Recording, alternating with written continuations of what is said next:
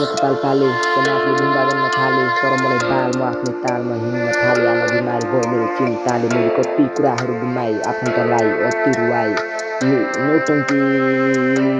लामो जस्तो जिन्दगी बाँच्नुभन्दा बरु मर्नु ठिक बाँच्नुभन्दा बरु मर्नु ठिक खै मान्छेमा त मेरो हो बन्नेहरू कहाँ छ आफ्नै बन्नेहरू यहाँसम्म ढाक्का छ आफन्ता पनि पैसामा बिग्दा रहेछ मलाई के थाहा छ नि यस्ता कुरा मलाई थाहा छ नि यस्ता कुरा तर बाल बहिनी हेर्दिन मुजी यताउता गर्नु छ सपना पुरा तँ पनि अरूको दुःख मनाछ तैँले नि बुझ्छ जब हाल्छ आफ्नैले छोरा यस्ता कुरा कटाउँथ्यो दिन खाएर ढिँडोको भात गाउँले गाउँथ्यो गाजा कटाउने गर्थ्यो खाएर रात गुन्द्रुकको अचार थिएन पैसा घुम्नलाई बजार साथ दिनेको कोही छैन यहाँ खुट्टा तान्ने त छन् मुजी हजार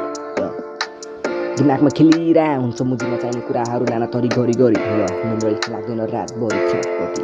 लाखौँ बसेको ऋण पनि यतिकै बितिरहेको छ कि नगरी दिन पनि यस्तै नै रहेछ मेरो जिन्दगी आमा माफ गरिदिनु है म मरेँ भने केही गरेँ आमा माफ गरिदिनु है ऋण तिर्नु भन्दा म मरेँ भने केही गरेँ सपना थियो थरी थरी पागलै बनाउँछ दिमागले गरी ऋण सपनाको भारी बोके चिरो छोरो काठमाडौँ भाग्यले राजु सपनामा आएर भन्नु मन लाग्यो तेरो सपना पुरा भयो भने मलाई लादाने कति आयो कति गयो मुजी खुट्टा तान्यो हृदय पनि तानिराख्नु सक्दिनँ दुई चारजना स्याहारेर आएर कागज के भनेर फर्केर बाँड्नु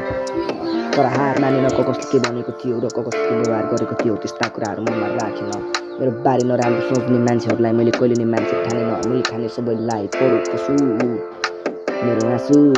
यस्तै नै रहेछ जिन्दगी म के गरौँ आई